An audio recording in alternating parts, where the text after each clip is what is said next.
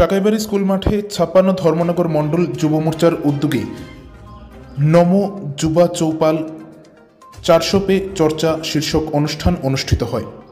২রা মার্চ শনিবার দুপুর আনুমানিক ১২টা ৩০ মিনিট নাগাদ উত্তর ত্রিপুরা জেলার জেলা সদর ধর্মনগর শহরের সাকাইবাড়ি এলাকায় অবস্থিত সাকাইবাড়ি স্কুল মাঠে ভারতীয় জনতা পার্টির ৫৬ ধর্মনগর মণ্ডল যুব মোর্চার উদ্যোগে এলাকার যুবক যুবতী এবং ভারতীয় জনতা পার্টি দলের কার্যকর্তা ভাই বোন ও সভ্য সমর্থকদের নিয়ে নমো যুবা চৌপাল ৪০০ পে চর্চা শীর্ষক অনুষ্ঠান অনুষ্ঠিত হয়, যেখানে এই অনুষ্ঠানে উপস্থিত ছিলেন ধর্মনগরের বিধায়ক তথা রাজ্য বিধানসভার অধ্যক্ষ বিশ্ববন্ধু সেন।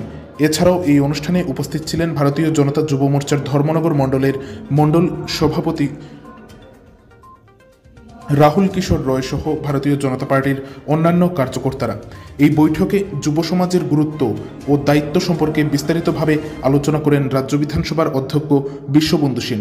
পাশাপাশি লোকসভা নির্বাচনকে কেন্দ্র করে মাননীয় প্রধানমন্ত্রী নরেন্দ্র মোদীজিকে আরও শক্তিশালী করতে এবং আরও বেশি আসনে জয়ী করার লক্ষ্যে উপস্থিত সকল কার্যকর্তাদের নিয়ে আগামী দিনের বিভিন্ন কর্মসূচি সম্পর্কে বিস্তারিতভাবে আলোচনা করেন ধর্মনগরের বিধায়ক বিশ্ববন্ধু সেন।